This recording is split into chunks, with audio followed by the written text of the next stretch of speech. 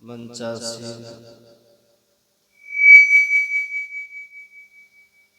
परम वंदनीय परम पूज्य साधु समाज के चरणों में नमन। परम आदरणीय सत्संग प्रेमी महानुभाव, धर्मानुरागी माताओं एवं धर्मशिला,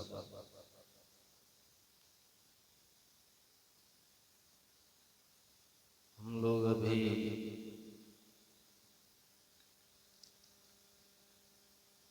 जोगी बाबा से सुन रहे थे। अभी का जो पाठ है वह यम और नचिकेता का संवाद है। नचिकेता पिता के क्रोधित होकर मृत्यु को दान किए जाने के बाद यमराज के यहाँ गया है और यमराज उसके पितृभक्ति से प्रसन्न होकर 3 वरदान मांगने को कहा। पहले वरदान में उसने अपने पिता के लिए क्षमादान मांगा। दूसरे वरदान में उसने यज्ञ की महिमा की बात पूछी। तीसरे वरदान में उसने आत्मा के रहस्य को जानने का प्रश्न किया। और जब नचिकेता ने पूछा कि कुछ लोग कहते हैं कि आत्मा है, कुछ कहते हैं नहीं है,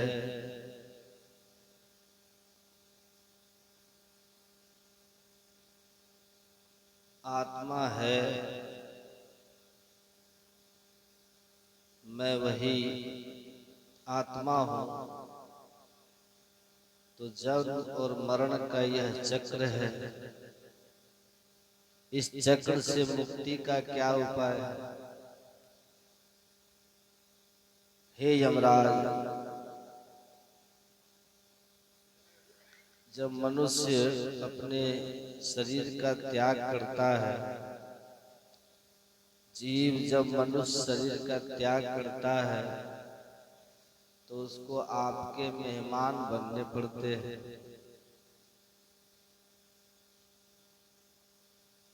आप उसको शुभ शुभ कर्मों का फल देते हैं, स्वर्ग नरक के रूप में, और फिर उसका पुनर्जन्म कर्मानुसार विभिन्न योनियों में। और इस जीव को बहुत दुख होता है।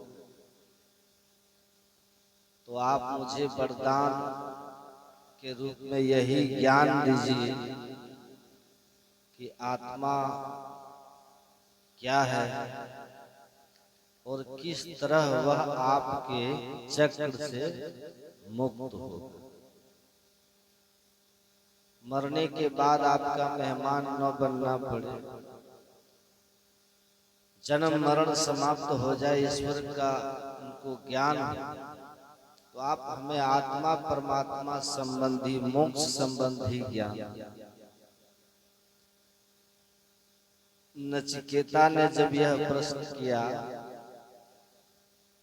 तो यमराज ने कहा कि यह बहुत गूढ़ प्रश्न है, बहुत गंभीर है, यह समझना और समझाना बहुत कठिन है।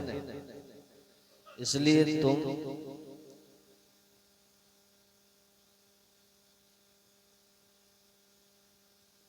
इस सवाल का जवाब छोड़ दो, इसके बदले तुम धरती के पर जितना दिन आयु चाहो मांग लो, जितना बड़ा राज्य चाहिए मांग लो, जितना धन वैभव चाहिए मांग लो। नचिकेता ने कहा आयु कितनी भी लंबी हो, एक दिन तो खत्म हो जाएगा। 100 की जगह 1000 वर्ष, लाख वर्ष मांग तो भी तो खत्म हो जाएगी। धन कितना भी मांग ले, उसको भी एक दिन छोड़ के जाना पड़ेगा। कितने भी बड़े राज्य का हम राजा हो जाए, राज्य भी हमको त्यागना पड़ेगा।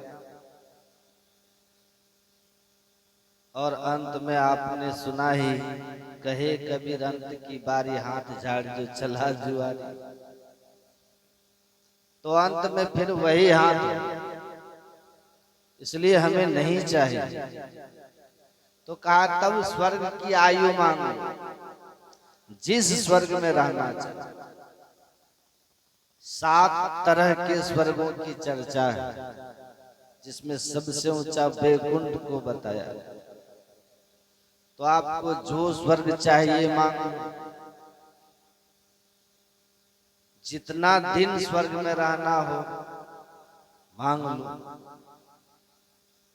लेकिन कल आपने सुना था कि आखिर कितना भी लंबा दिन हो स्वर्ग में, पुण्य छीन होगा तो फिर स्वर्ग को त्यागना पड़ेगा। इसलिए का नहीं चाहिए स्वर्ग, मुझे स्वर्ग नहीं चाहिए। केवल और केवल मुझे आत्मा का रहस्य बताइए, जन्म मरण का से मुक्ति का उपाय बताइए।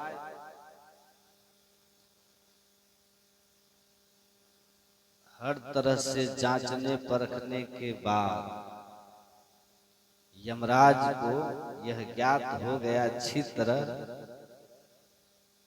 कि ये संसार के किसी भी प्रलोभन में आने वाला नहीं, सच्चा अधिकारी है इस ज्ञान का। तो यमराज ने कहा कि सुनो, संसार उत्पत्ति विनाशशील है, संसार उत्पन्न हुआ है और संसार का नाश होगा। लेकिन इस संसार को बनाने वाले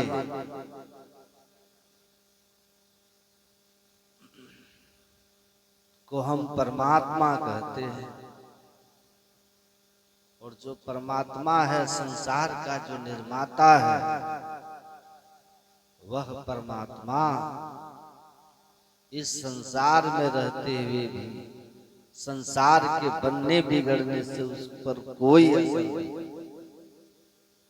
संसार बनता है बिगड़ता है, परमात्मा में कोई फर्क नहीं पड़ता। वह सर्वव्यापक है, वो सब में समाया है, सब जगह है, अनादि है, अनंत है, सनातन है, महत तत्व से भी ऊपर है, ध्रुव है, निश्चल है, जिसका कोई और छोर नहीं। आप आकाश का कोई अंत नहीं बता सकते कि आकाश कहाँ खत्म हो।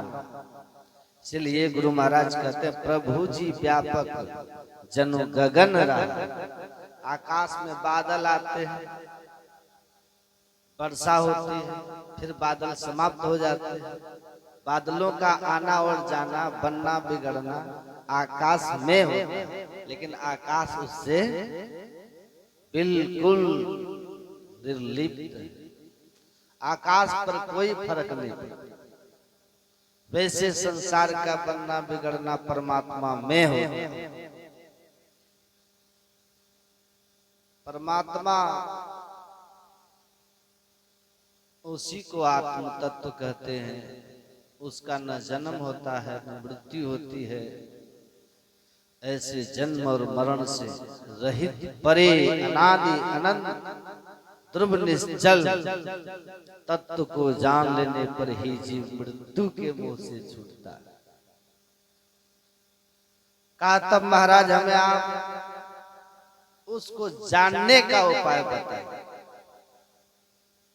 वह परमात्मा जो सब जगह है, सब में है। किस तरह है? कहते हैं मेहंदी में लाली, दूध घी में, अब फूल में बास समान, सब में व्यापक, सबके न्यारा, सब घट एक ही राम। एको देवर सर्वभूतेषु गूढ़, सर्वव्यापी सर्वभूतांतरात्मा, कर्माध्यक्ष सर्वभूतादिवासो, साक्षी चेतो केवलो निर्गुण। वह एक ही सब में समाया हुआ।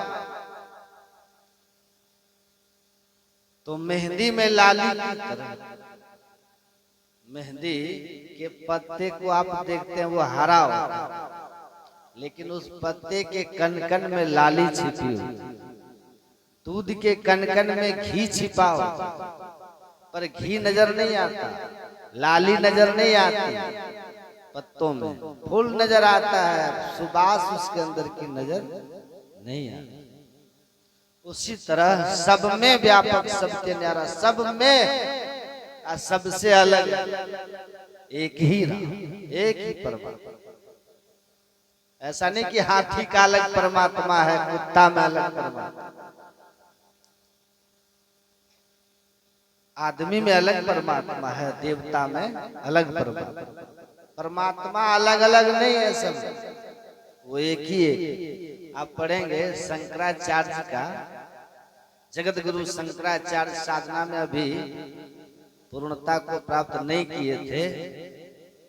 शंकराचार्य की जीवनी में वो पुस्तक, काशी गए, गंगा स्नान करके, काशी की गली बड़ी तंग है, बड़ी छोटी छोटी गली, 2-2, 3-3 किलोमीटर तक आप एक स्कूटर इधर से ले जाए, दूसरा स्कूटर लेके आ रहे हैं, तो एक को रुक करके तिरछा होना पड़ेगा। कई ऐसी गलियां हैं काशी। तो शंकराचार्य स्नान करके गंगा घाट से आ रहे थे, इधर से एक 2-3 कुत्ता को रस्सी से बांध करके जा रहा। अब उधर से शंकराचार्य जी आ रहे। शंकराचार्य कहते हैं,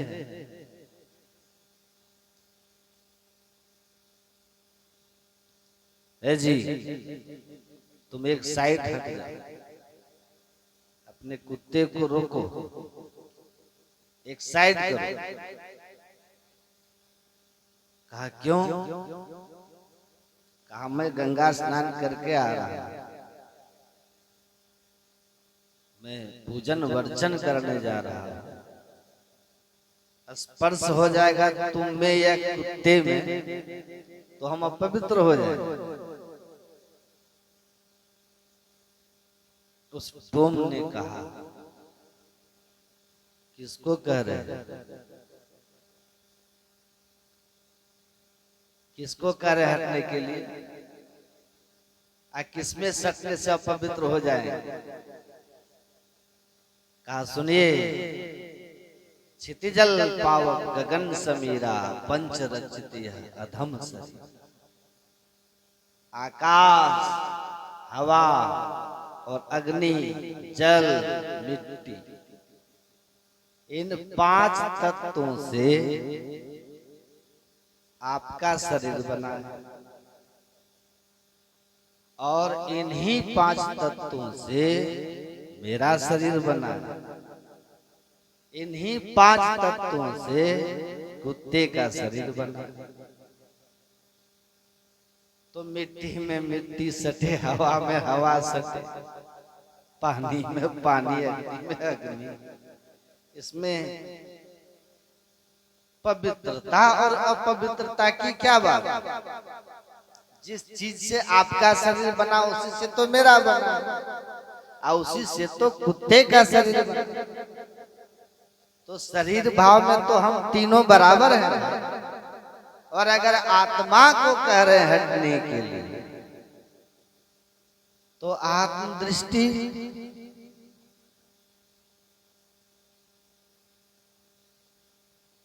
आत्मदृष्टि में तो आप लोग समझ लीजिए, ईश्वर अंश जीव अविनाशी चेतन अमल सहज सुखराज। जो आत्मा परमात्मा का अंश जीवात्मा के रूप में मेरे अंदर है, वही आपके अंदर, वही कुत्ते के अंदर। कौन कह रहे हैं? वो डोम का, वही तो कुत्ते के अंदर है। तो आत्म भाव में भी हम और आप और कुत्ता एक हैं। कुत्ता हम और आप आत्म भाव में भी एक ही है ईश्वर। अब शरीर भाव में भी हम तीनों एक ही हैं। तो किसको कह रहे हटने के लिए? बताइए, किससे आप पवित्र होंगे? तब शंकराचार्य जी ने कहा, आग आग सब एक सी होती है, लेकिन शमशान की आग, चिता की आग और मंदिर का दीपक की आग दोनों क्या समान है? मंदिर के दीपक को प्रणाम करते, चिता की आग को पवित्र मानते। उसी तरह तुम्हारा और हमारा शरीर में अंतर है। तुम्हारा डोम का शरीर है, ये कुत्ते का शरीर है, ये ब्राह्मण का शरीर है। तो वो डोम भी कांसे का डोम था। उसने कहा, वाह, आपका ज्ञान कमाल है। अगला सवाल उसने पूछा, महाराज आप यह बताइए कि दीपक, मंदिर के दीपक को लाकर के चिता जलाया जा सकता है कि नहीं? मंदिर के दीपक से चिता जला सकते हैं कि नहीं जला सकते? कहा जला सकते। कहा दीपक की आग पर हाथ रखेंगे तो हाथ जलेगा कि नहीं जलेगा? कहा जल जाएगा। कहा कि चिता की आग से मंदिर का दीपक जल जाएगा कि नहीं जल जाएगा? मंदिर का दिया चिता की आग से भी जलेगी, और चिता की आग तो जलाती ही है, दीपक भी की जो आग है वो भी जला ही देगी। जलाने का गुण धर्म दोनों में है। चिता का, अग्नि का भी गुण धर्म यही है। प्रकाश का क्या गुण है? अग्नि का क्या गुण है? प्रकाश देना। जब आग आप जलाते हैं तो प्रकाश हो जाता है कि? प्रकाश देना, दाहक शक्ति, जला देता, प्रकाश देता है, जला देता है। आसपास खड़े होंगे तो गर्मी लगेगी। ये आग का गुण धर्म है, ये आग का ही होगा, ये तीन गुण उसमें रहेंगे, कहीं का होगा।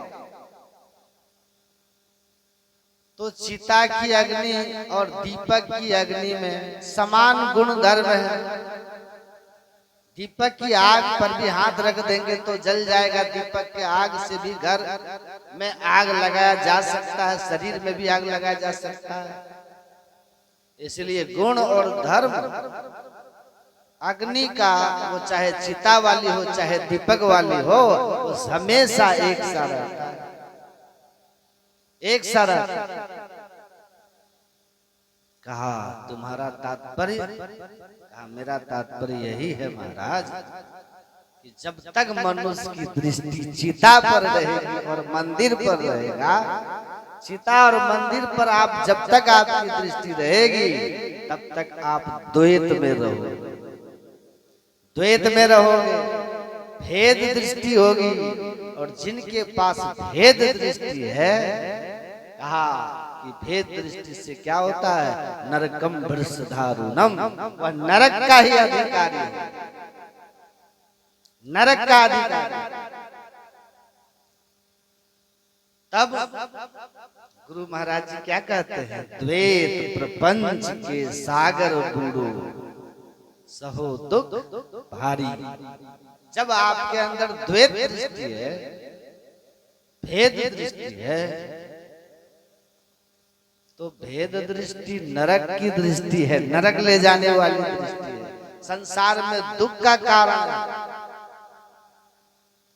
तब शंकराचार्य जी कहते हैं शंकराचार्य एकदम से झपट के उनके पैर छूने के लिए बढ़े तो वो पीछे हट गए। कहा आप सन्यासी हैं, मैं गृहस्थ, आप मुझे प्रणाम ना करें।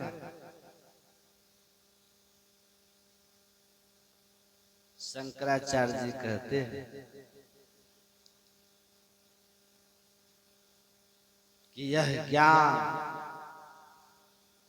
जिस ज्ञान को, जिस भेद को समझने के लिए मुझे कहां कहां भटकना पड़ा, फिर भी मैं नहीं समझा, उस भेद को आपने बड़ी सहजता से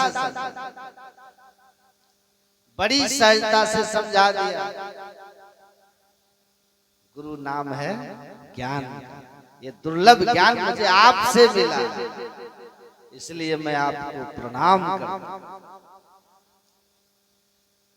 कहानी की यही सच्चाई। कहीं कहीं आपको मिलेगा कि कहते हैं कि भगवान शिव ही चंडाल के रूप में आए थे शंकराचार्य को ये ज्ञान देने। लेकिन काशी के डोम की विद्वत्ता की महिमा सब लोग जानते हैं। आज भी स्वामी काशिकानंद जी महाराज काशी के सबसे बड़े विद्वान जाति के डोम हैं। अब वो बोलते हैं कि मेरे प्रवचन को, उनके प्रवचन में भीड़ कम होती, तो किसी ने कहा कि आपके यहाँ श्रोताओं की कमी है, दूसरों के यहाँ श्रोता बहुत आते। हमको भी कहते हैं, एक नया मत चला है ना अभी, मुर्गा मांस खाओ अब भोला बाबा को जगा। दारू, मुर्गा मांस खाओ अब भोला बाबा को जगाओ, दारू पियो जगाओ। हमको भी मिला, कहा कि इतनी पुरानी आपकी संस्था है, 113वां अखिल भारतीय आपका हो रहा है, और तब देखिए इस गांव में 200 सत्संगी, हम अभी अभी आए हैं, 5-7 साल में हमारा 400 सत्संगी। बोलिए कौन बड़ा? हमने कहा एकदम आप सही कह रहे हैं, बहुत सही कह रहे हैं। अरंड समझते हैं? अरंड एक पौधा होता, उसमें लगता है ना तेल उल निकलता है। हम बोले अरंड का जो लकड़ी है वो 1 कुंटल और चंदन 1 किलो, बताओ कौन बेचे? चंदन 1 किलो है, अरंड की लकड़ी 1 कुंटल है, बताओ कौन बेचे? किसकी कीमत अधिक है, किसकी महिमा अधिक है, बताओ? तो चंदन 1 किलो खरीदोगे तो 5 कुंटल अनाज भी 50 कुंटल हो जाएगा। कौन पूछता है उसको पूछता कौन है? तो हम बोले बताओ, भीड़ से, भीड़ तंत्र जो है ना, ये चुनाव में भीड़ से फैसला होता है कि किधर भीड़ अधिक है। 51 मूर्ख भी एक तरफ हो जाएंगे ना तो 49 विद्वान के मत का कोई अर्थ नहीं होता। राजनीति होता है ना, लेकिन धर्म जो है ये बहुमत से नहीं चलता। धर्म बहुमत से नहीं चलता है, धर्म तो ग्रंथ से चलता है, धर्म तो ज्ञान से चलता है। कौन से धर्म ग्रंथ से तुम्हारा भाई मत चला है, बताओ तो कौन से धर्म ग्रंथ से? तो चुप हो गए।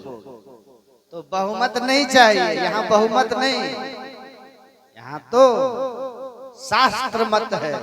यहाँ न पक्षपात का चिराग हो, वेद पुराण संत मत भागो।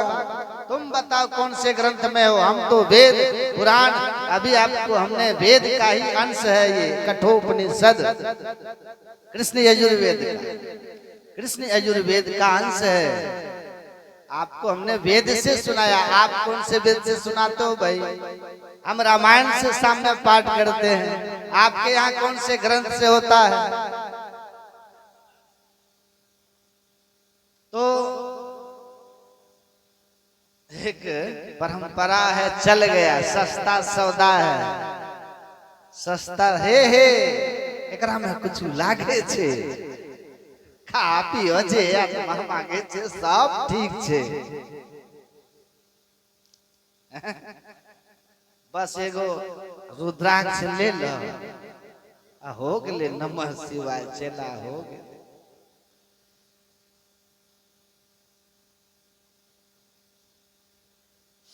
तो चल गया। एक आदमी अंधे थे बेचारे, आंख के बेचारे को आंख नहीं, तो सब गांव में कहता था रे अंधरा रे सूरदास, तो बड़ा उसको दुख होता था कि अकेले हम अंधा, सब अंधरा अंधा सूरदास कहता। एक दिन वो बैठ गया चौराहे पे, अंधा तो था ही, कहता आह मेरा जीवन सफल हो गया। कहा क्या हो गया? कहा आनंदे आनंद आनंदे आनंद, जो इच्छे सोई फल पाए, आनंदे आनंद आनंदे आनंद, जो चाहो सो मिले। क्या हो गया? कहा परमात्मा का साक्षात दर्शन हो, साक्षात दर्शन हो। कहा कि हमको भी कराओ दर्शन। एक आदमी गया, कहा बाबा हमको भी कराइए, हम भी भगवान का दर्शन। दौड़ के आप लोग जाते हैं ना, ए फलवा मानी लेल के नी, एकरो बेटा रो नौकरी होले आ साई रो पेंशन शुरू, तो हम मानी ले नी शिव गुरु, तोरो सब शुरू हो जाता। दौड़ के गया, हमको भी दिखा दीजिए। बस हो गया। ईश्वर हमको दिख रहे हैं, जो चाहो सो मिले, आनंदे आनंद। हमको भी महाराज जल्दी ईश्वर दर्शन कराइए, हमको भी बहुत कुछ मांगना है, पाना है, मिलाइए ना हमको भी, हमको भी। कहा कि पागल कबीर साहब बोले हैं, सुना नहीं, यह उल्टा वेद बिरला कोई बूझे, अब पानी में आग लगे अंधे को सूझे। तो अंधा को सूझता है। अब अंधा किसको कबीर साहब कह रहे हैं? आंख बंद करिए, बंद कराए पलक पट को, कहे बाहर में तुम मत भट, बाहर का पट बंद कर अंतर का पट खोल। बाहर का आंख बंद करके अंतर की आंख ध्यान युक्ति से खोलना है, न कि आंख फोड़ना। अंधा हो जाए, कांधे को सूझे, हमारी तरह अंधा बनो तब दिखेगा। कहा कि अंधा तो हाँ, कहा भगवान हमको दिखने लग जाए, इससे बढ़िया क्या है? जो चाहेंगे वही बन जाएंगे, प्रधानमंत्री राष्ट्रपति, छोड़ो झंझट। आंख फोड़ लेता, आंख में सुइया डाल के फोड़, उसके बाद फोड़ लिया, बड़ा कष्ट हुआ। उसके बाद कहता है महाराज कहाँ भगवान दिख रहे? कहीं कोई भगवान नहीं दिख रहा, हमरा तो जो दिखता था वो भी खत्म हो गया। क्या मूर्ख कहीं का, आंख फोड़ने से भगवान दिखते हैं? आंख फोड़ने से भगवान दिखते हैं? तो कहा आप हमरा आंख फोड़वा दिए। कहा कि हमको सब अकेले अंधा कहता था, इसलिए तुम्हारा भी फोड़वा। अब हमको अकेले कोई नहीं न कहेगा। तो कहा तो अब हम अंधा हो गए, अब हम क्या करें?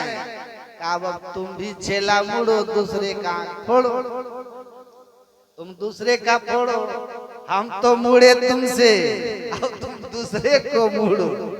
चेला बनते गुरु बनने का अधिकार हो जाता है। तो परमात्मा का जो ज्ञान है शास्त्र से चलता है, धर्म कोई भी चीज है शास्त्र में है ना, है कि नहीं? अच्छा मान लीजिए मैं सत्यनारायण पूजा घर में कोई कराता है, तो सत्यनारायण व्रत की कथा भविष्य पुराण में लिखा हो है ना। छठ व्रत ही आप लोग करते हैं, तो छठ व्रत का भी महाभारत में प्रसंग आया। चलो उसके फायदे ईश्वर नहीं मिलते, लेकिन पुण्य होने की बात शास्त्र में है, पुण्य मिलता है। पुण्य से आदमी को कुछ समय स्वर्ग भी मिलता है, लेकिन पुण्य क्षीण होगा तो फिर, कल सुन लिए कि पुण्य क्षीण होगा फिर पतन हो जाए, फिर 84 जाए वाली बात। पर पुण्य तो है, पाप तो नहीं है। मुक्ति भले नहीं होती तो नरक भी तो नहीं, लेकिन ये जो लोग करते हैं ये कौन से ग्रंथ से? ये कौन से ग्रंथ में? तो बिना ग्रंथ के तो जो ज्ञान है परमात्मा का, ये वेद का पाठ हुआ, कठोपनिषद, नचिकेता यमराज का संसार नहीं चाहिए, कुछ भी नहीं चाहिए, आप हमें मुक्ति का मार्ग बताइए। परमात्मा के संबंध में उन्होंने कह दिया कि परमात्मा जो शरीर में है, शरीर अलग अलग है, लेकिन शरीर के अंदर जो है वह अविनाशी तत्व एक ही है। और शरीरम शरीरेश्वर नमस्ते स्ववस्थितम महानतम विभुम आत्मानं मत्वा धीरो न सोचति। जो नाशवान शरीर संसार में रहते हुए अविनाशी है, नित्य है, सर्वव्यापक अनंत है, ऐसे परम तत्व को, परमात्मा को, आत्म तत्व को जान लेने पर मनुष्य जन्म मरण के चक्र से छूट जाता है, सारे दुख से मुक्त हो जाता है। जब उसने इस तरह से कहा यमराज, शरीर नहीं शरीर में रहने वाला, शंकराचार्य को कहा ना कि शरीर भी सबका एक, आत्मा भी सबकी एक, लेकिन शरीर का उत्पत्ति होता है और शरीर का नाश होता है। आत्मा का न जन्म होता है न आत्मा की मृत्यु होती है, वो तो अजर अमर अविनाशी है। वसांस जीर्णानि यथा विहाय नवानि गृह्णाति नरोपराणि तथा शरीरानि विहाय जीर्णानि न्यानि संयाति नवानि दे। का जैसे इस वस्त्र को आपने पहना, फिर इसको खोल देंगे, पुराना होगा, फट जाएगा, फिर दूसरा वस्त्र पहन लेते हैं, उसी तरह शरीर वस्त्र की तरह, शरीर वस्त्र की तरह है। आत्मा शरीर को बदलती है लेकिन मरती नहीं है। तो आपको याद है अब तक कितने वस्त्र पहने हैं, कौन कौन से रंग के नहीं बता सकते, बचपन से अभी तक। तो जब से सृष्टि है तब से आप आत्मा के रूप में, हम लोग इस संसार में जीव रूप में हैं। तो हमें कैसे याद रहेगा कि हम कितने शरीर को बनाए और छोड़े। तो कहते हैं इसको जान लो, तुम शरीर नहीं हो, शरीरी हो, और शरीर नाश होगा, तुम्हारा नाश नहीं होगा। तुम जो हो उसको पहचान लो।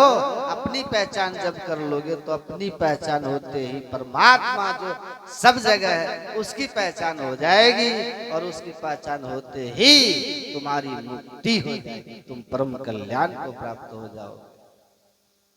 तो कहा महाराज उसको पहचानने का उपाय क्या है ये भी बता दे।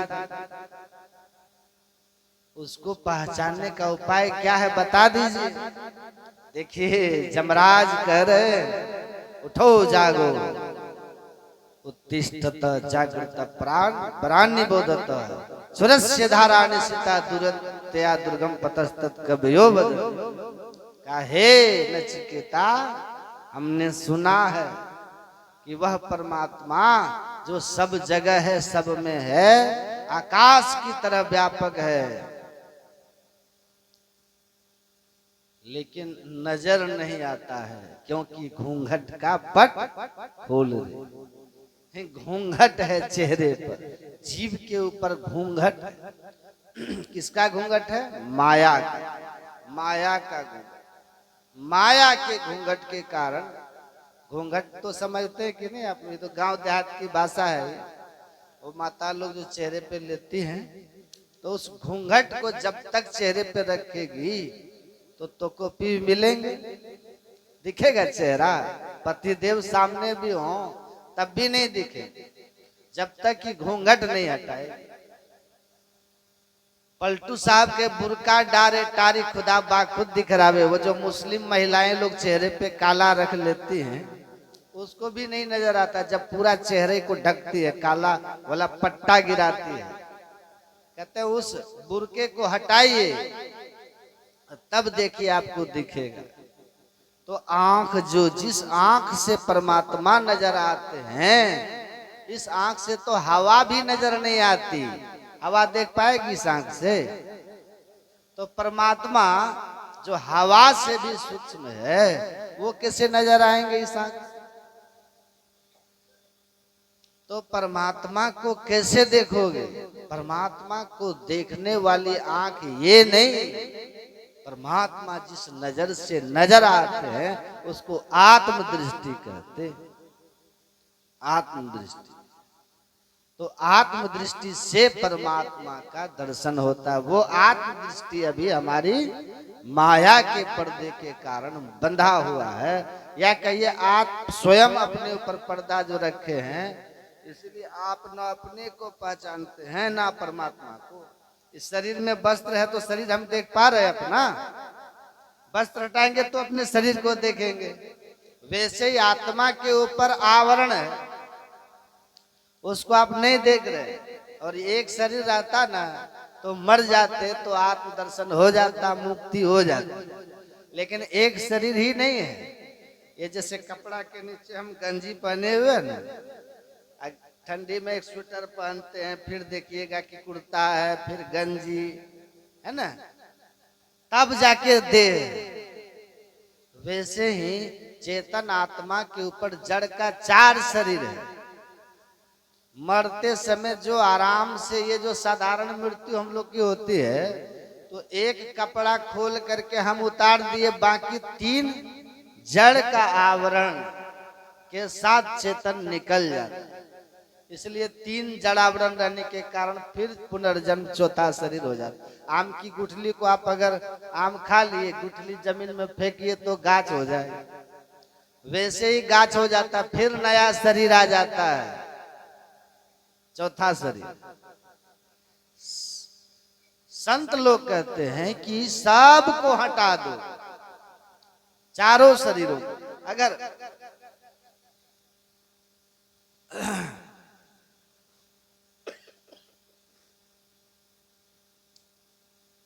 संत कहते हैं स्थूल सूक्ष्म कारण महाकारण, ये चारों जड़ शरीर को हटा दो, है ना। ध्यान से और श्रद्धा से सुनिए, समय पे खत्म करेंगे, है ना। कितना टाइम हो गया?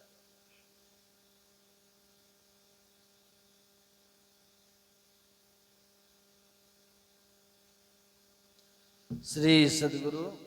तो मैं कह रहा था कि देखिए, संत लोग कहते हैं कि आम का गुठली आम खाया, गुठली फेंका, गाछ होगा। लेकिन गुठली को भी 2 भाग कर दीजिए तब होगा? नहीं होगा। एक ऋषि थे, अपने पुत्र को कहा कि बरगद का एक फल लाओ, छोटा सा फल।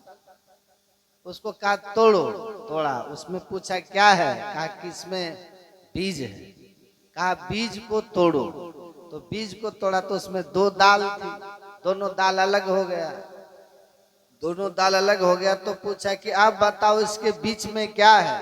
कहा कुछ नहीं। कहा कि जब बीच में कुछ नहीं है तो फिर दोनों दाल को अलग अलग लगाओ तो लगेगा?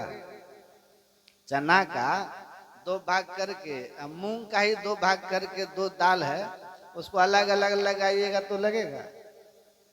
तो दोनों के बीच में जिसको तुम कह रहे हो वो कुछ नहीं है, वही सब कुछ है। वही सब कुछ है, बस तुमको नजर नहीं आ रहा, नजर नहीं आ रहा। अनाज है, गेहूं है, मक्का है, खेत में डालते हैं, उसके अंदर पौधा, उसको थोड़ा गर्म कर देते, भूंज देते, फिर डालेंगे खेत में तो कीड़े पड़ जाए, फसल नहीं होगी। तो वो जो गर्म करने के बाद उसमें जो खत्म हो गया वही चेतन है। वो समाप्त, वो निकल गया उससे। अब उसमें कोई उपाय नहीं है पौधा हो। इस शरीर से अंतर साधन करके जब निकलते हैं तो एक ही शरीर से नहीं निकलते। जीव के ऊपर जितने भी स्थूल सूक्ष्म कारण महाकारण के चारों शरीर है भीतर भीतर, वो आपको नजर नहीं आते। वो सूक्ष्म शरीर इस दृष्टि से नजर नहीं आती। अंतर साधन करके जिस महापुरुष को अंतर दृष्टि, दिव्य दृष्टि हो जाती है, वो देखने लगता है कि सूक्ष्म शरीर निकल के जा रहा है। उसको नजर आ। हमारे साथ एक महात्मा जी जा रहे थे, हमको बोले कि यहाँ प्रेत रहता है। हम बोले कि एक तो रात का समय, ऊपर से प्रेत कल बोलते हैं, कोनो अच्छा बात बोलिए।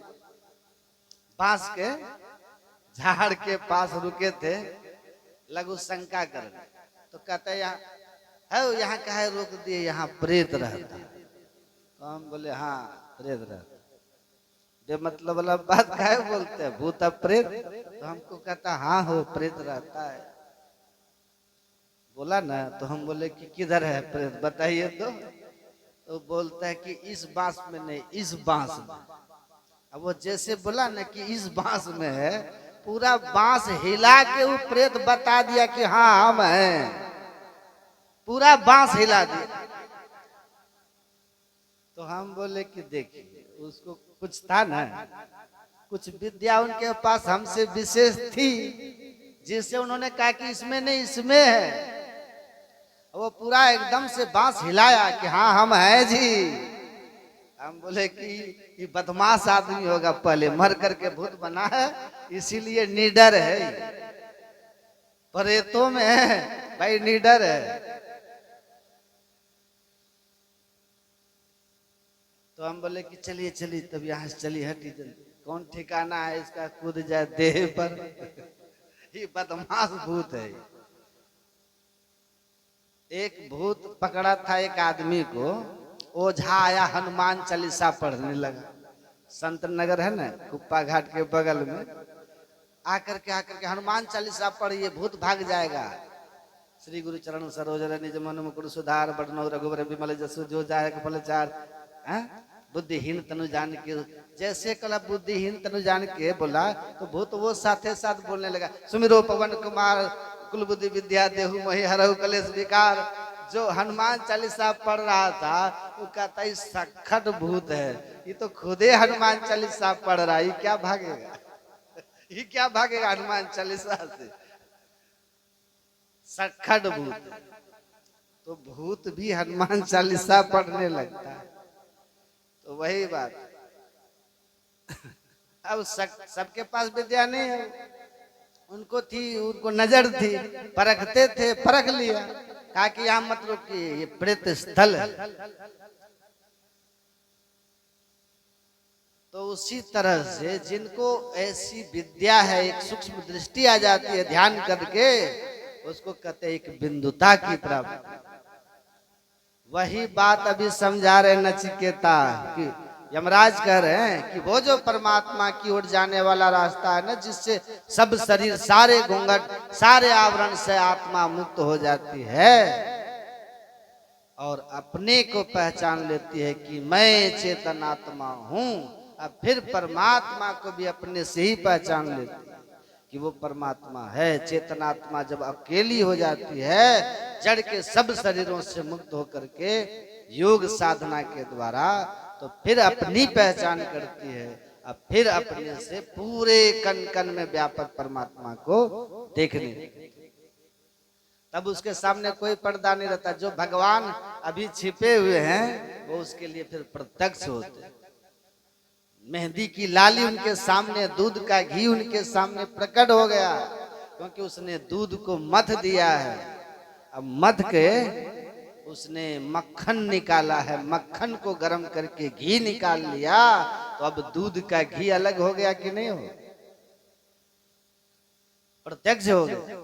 उसी तरह महापुरुष लोग कहते हैं साधन करके होगा, लेकिन वो रास्ता, जिस रास्ते में घुस करके आप इस माया के आवरण को हटाइएगा, घूंघट के पट को हटाइएगा, तन में पिल पांचों तन पारा जा पाओ प्रभु सार, पांचों शरीरों को पार कीजिएगा। वो रास्ता बड़ा सूक्ष्म है। कितना सूक्ष्म है? कहा छुरस्य धारा निशिता, छुरे की धार की तरह एकदम तीक्ष्ण और सूक्ष्म रास्ता। गुरु नानक ने कहा खन्नी होती की बाल होनी की, छुरे से भी तेज, के नोक से तेज, और बाल की भी नोक से ज्यादा सूक्ष्म है। गुरु महाराज कहते हैं बाल नोक से में ही दर में ही हो पत पावे। ये बाल का जो नोक है ना, उससे भी ज्यादा मेहीन मेही सूक्ष्म वो रास्ता है जो आपके अंदर में ईश्वर के द्वारा बनाया हुआ है। इस राह पे चल के परमात्मा तक पहुंचा जाता, माया के आवरण से मुक्त हुआ जाता। ये जानना अगर चाहते हो तो किसी संत सदगुरु के शरण में जाओ, वे इस राह पे चल करके पहुंच गए हैं। बिन दया सत्य नहीं जानना होनारा है नहीं। जब इस संत सदगुरु के पास नहीं जाएंगे वो इस रास्ते को नहीं बता सकते। यमराज कह रहे हम नहीं जानते, सुने हैं कि सूक्ष्म रास्ता है, मनुष्य के शरीर में ही है, बताते सदगुरु हैं वह सूक्ष्म रास्ता कहाँ है। इसलिए जाओ। अगर तुम समझते हो कि ये आँख कान नाक जीभ त्वचा ये इंद्रियों के द्वारा तुम परमात्मा को परख लोगे तो ऐसा नहीं हो सकता है, क्योंकि इंद्रियां बहिर्मुख हैं। आंख से जो देखते हो वो रूप है, वो नासवान जगत। आंखों से जो देखिए सो तो आलम फना है रे। इस आंख से जो देखते वो नासवान चीज है। जो भी बताइए क्या रहने वाला है, जो आंख देखती है सब एक दिन चले जाएंगे। जियरा जाएंगे हम जाने, राज करते राजा जय है, रूप करते रानी, चांदो जय है, सूरजो जय है, जय है हवा और पानी। जियरा जाएंगे हम, कहते एक दिन ये सब चले जाएंगे, सब का नाश हो। कान से जो सुनते हो सो तो जैसे कहानी है रे, इस बोलते को जो लटी देखे सोई आरिफ सोई ज्ञानी है रे। यारी कहे हम तहकीक बूझ देखा, बाकी सब नादानी। कहते हैं बाहर जो भी देख रहे हो, सुन रहे हो, छू रहे हो, सब माया है, सब माया में दर्शन पर। ये सब माया है, सब बदलने वाले, नाश होने वाले। इस बोलते को जो लटे देखे, बोल कौन रहा है? बोलता ब्रह्म है राम प्यारा। बोलने वाला परमात्मा का अंश है, राम का प्यारा है। यह परमात्मा का अंश जीवात्मा जो है, उस चेतन आत्मा की जब तक पहचान नहीं करोगे, संत महापुरुष धर्म ग्रंथ कहते हैं, तब तक अपने आपकी पहचान नहीं हो सकती। इसलिए आत्मानम विद्धि, अपनी पहचान, अपने को माया से मुक्त कर लो, परमात्मा में मिल जाओगे, परमात्मा को पालोगे, जीवन धन धन हो जाएगा। रास्ता सूक्ष्म है, गुरु बताते हैं। बोलिए श्री सद्गुरु।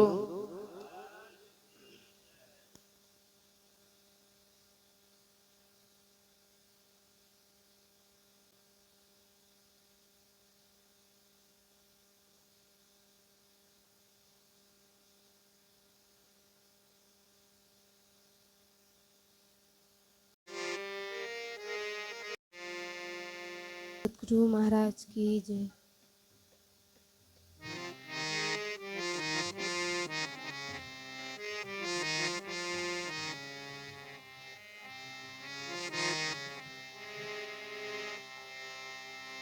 तेरा राम जी करेंगे बेड़ा पार, उदासी मन काहे को करे।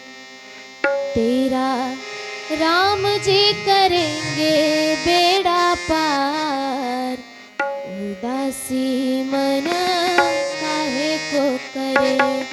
तेरा राम जी करेंगे बेड़ा पार, उदासी मन काहे को करे। काहे को करे रे, काहे को करे,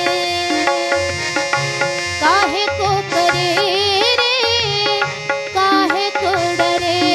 तेरा राम जी करेंगे बेड़ा पार, उदासी मन काहे को करे।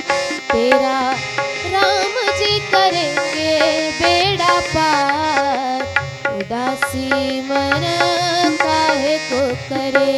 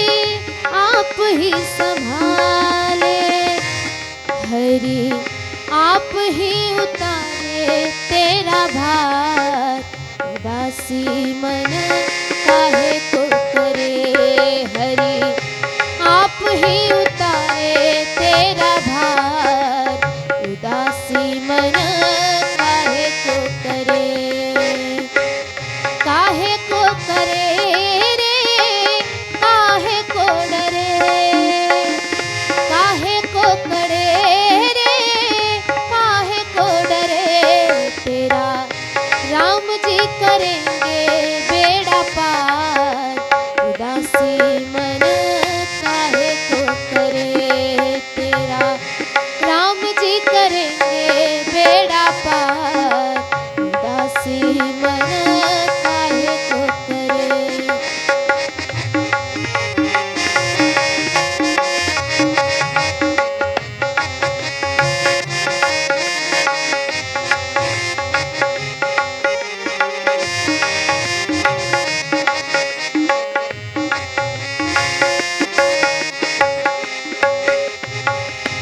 ये काबू में मझधार उसी के, ये काबू में मझधार उसी के, हाथों में पतवार उसी के।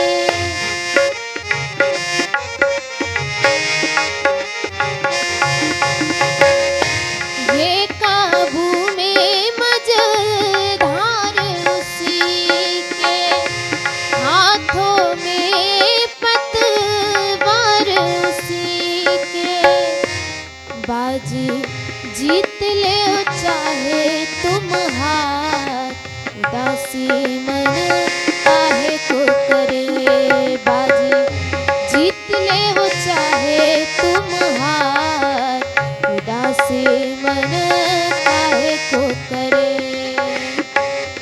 काहे को करे रे काहे को डरे, काहे को करे रे काहे को डरे।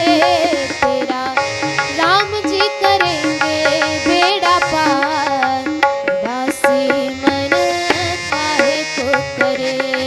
तेरा राम जी करेंगे बेड़ा पार उदासी मन काहे को करे।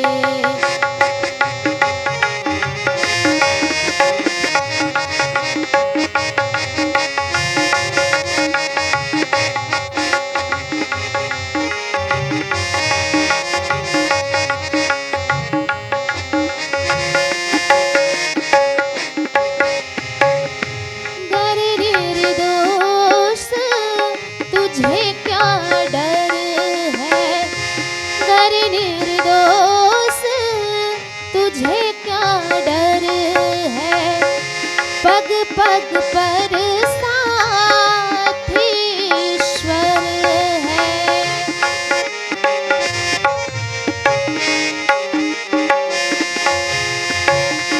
गर निर्दोष तुझे क्या डर है, पग पग पर साथ ईश्वर है। जरा भावना से कीजिए पुकार उदासी मन काहे को करे। जरा भावना से कीजिए पुकार उदासी मन काहे को करे। तेरा राम जी करेंगे बेड़ा पार उदासी मन काहे को करे। काहे को करे रे काहे को डरे, काहे को करे रे काहे को डरे। तेरा राम जी करेंगे बेड़ा पार उदासी मन काहे को करे। तेरा राम जी करेंगे बेड़ा पार उदासी मन काहे को करे।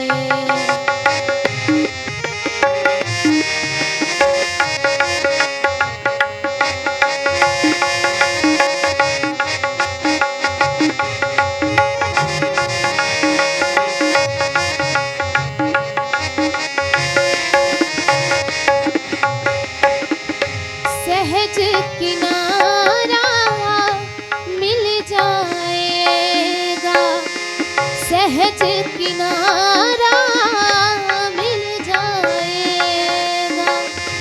परम सहारा मिल जाएगा।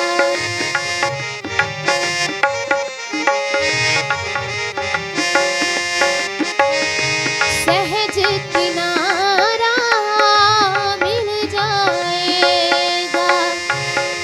परम सहारा मिल जाएगा। डोरी सौंप दे उसी के अब हाथ, उदासी मन काहे को करे। डोरी सौंप दे उसी के अब हाथ, उदासी मन काहे को करे। तेरा राम जी करेंगे बेड़ा पार, उदासी मन काहे को करे। काहे को करे रे, काहे को डरे। काहे को करे रे, काहे को डरे। तेरा राम जी करेंगे बेड़ा पार, उदासी मन काहे को करे। तेरा राम जी करेंगे बेड़ा पार, उदासी मन काहे को करे। उदासी मन काहे को करे। उदासी मन काहे को करे। श्री सतगुरु महाराज की जय। रति संग सत गुरु के कीजय अंतर जोत हो तलख लीजे पाँच तत्वता। अग्नि जलाई दीपक चास प्रकाश करी जय गगन था। लरविशि फल फूला मूल कपू कलश धर दीजे अक्षतना। तारे मुक्ता पोह पमा लहि हार गुही जैसे तपा। न मिष्टान मिठाई चंदन दो पदीप सब चीजै झलक। जमन मीन मंजीरा मधुर मधुर दो मृदंग सुनी जय सर्व सुगम। ऋचालले आकाशा मधुकर कमल केले धो